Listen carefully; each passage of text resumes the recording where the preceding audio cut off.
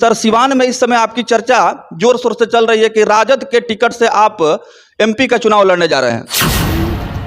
संकोच के काफ़ी मेहनत करके सिवान पार्लियामेंट की सीट जीतने की दिशा में मैं अपने दायित्वों का निर्वहन। इस बार सिवान संसदीय क्षेत्र से देखा जा रहा है कि बहुत सारे निर्दलीय उम्मीदवार भी ताल ठोक रहे हैं और पहली बार ऐसा संजोग बन रहा है कि सिवान में निर्दलीय चुनाव लड़ने के लिए बहुत उत्साहित दिखाई दे रहे हैं। जहां एक तरफ चुनाव लड़ने का अधिकार सबको है।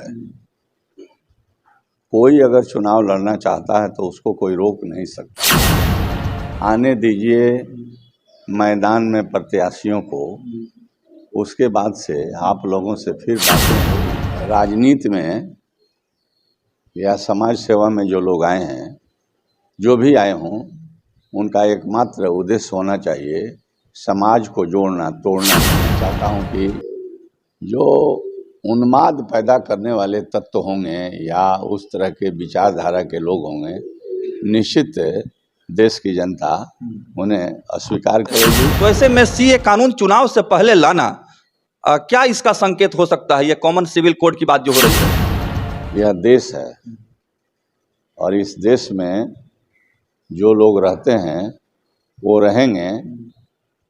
उसको आप चाहिएगा कि हम इस देश से हटा दें, तो मैं नहीं समझ। गोरखपुर में प्लॉट लेना हुआ आसान।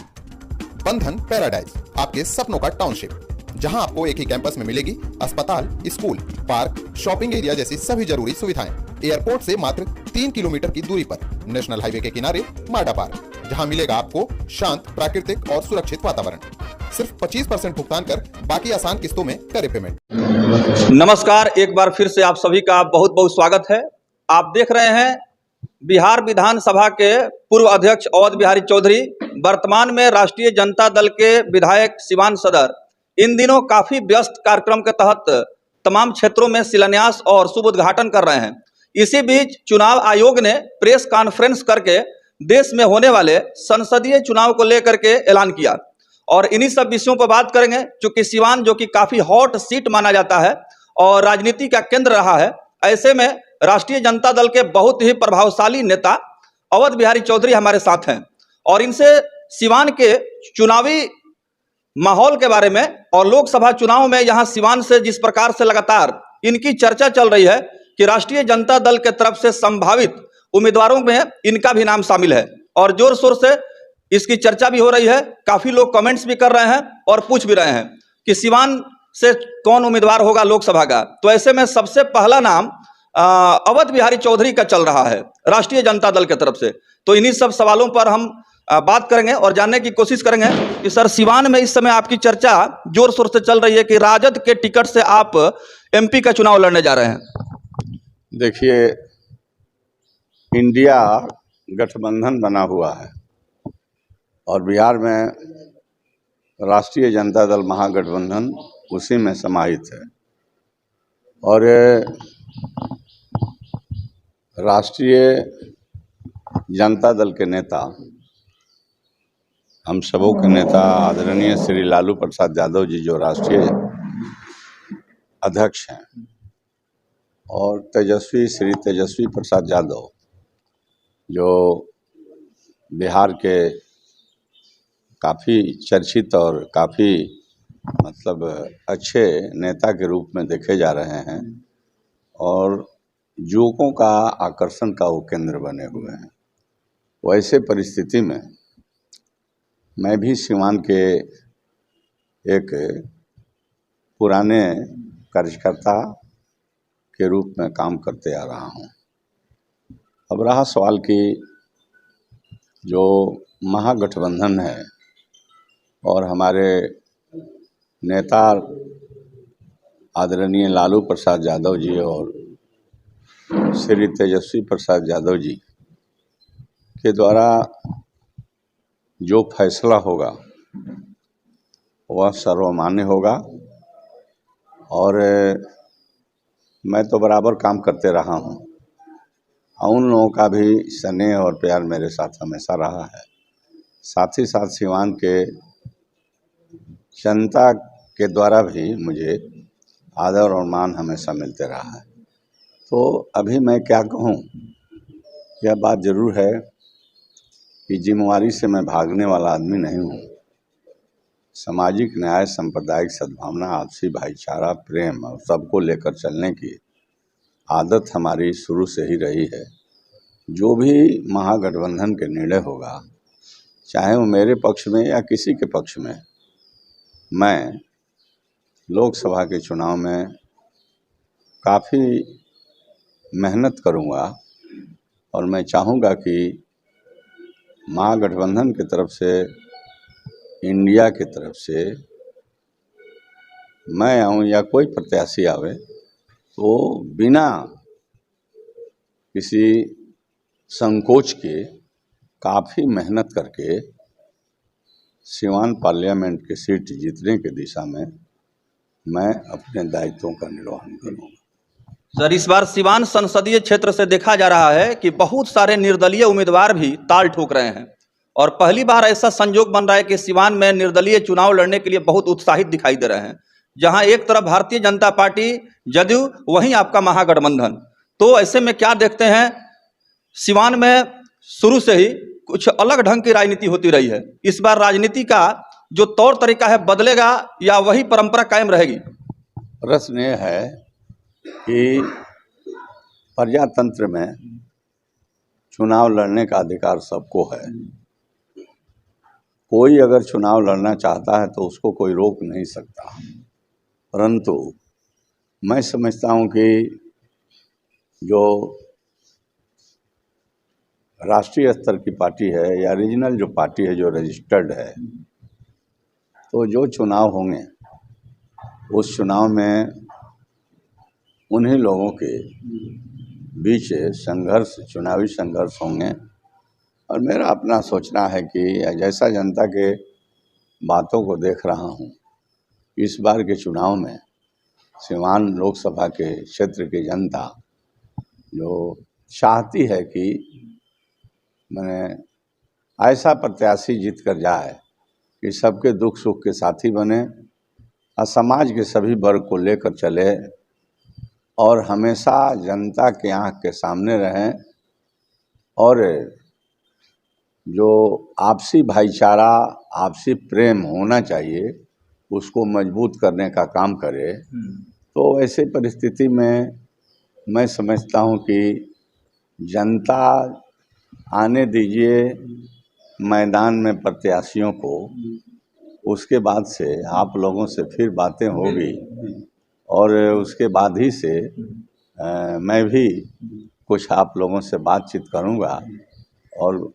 जनता से जो मुझे जो संवाद करना होगा, जब तक कोई मैदान में नहीं आता है तब तक, अभी तो जो रिकॉग्नाइज पार्टी है उसके भी प्रत्याशी अभी घोषित नहीं हुए हैं, चाहे वो राष्ट्रीय स्तर के हो चाहे क्षेत्रीय हो, तो अभी कुछ कहना उतना अच्छा नहीं रहेगा।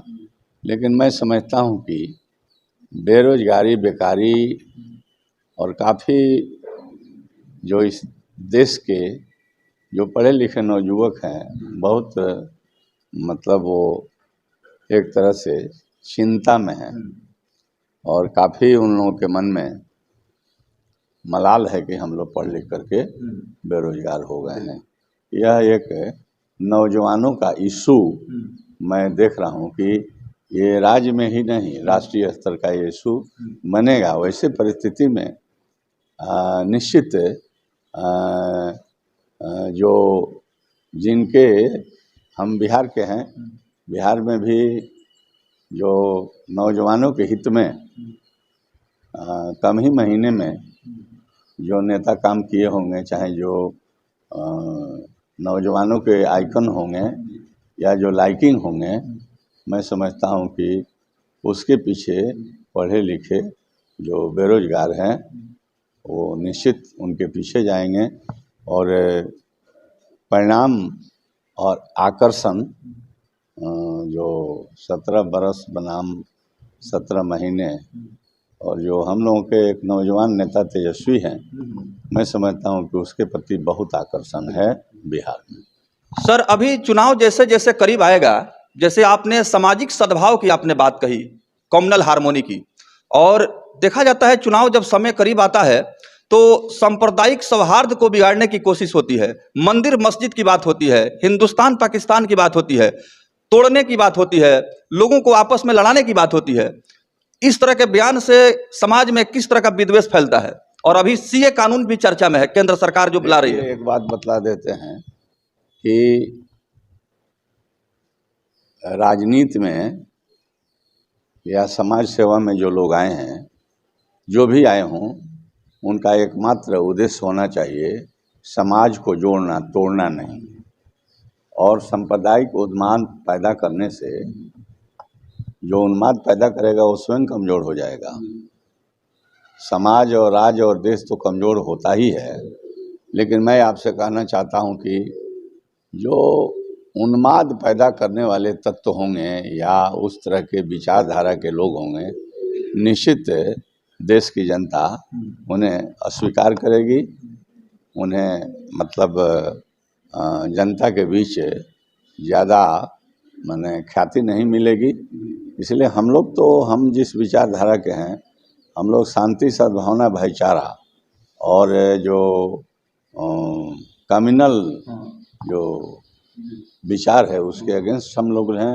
हम लोग आपसी भाईचारा, कम्युनल हार्मोनी जिसको कहते हैं, तो उस दिशा में आदमी को रहना चाहिए कि समाज जुट कर रहे, टूट कर नहीं रहे।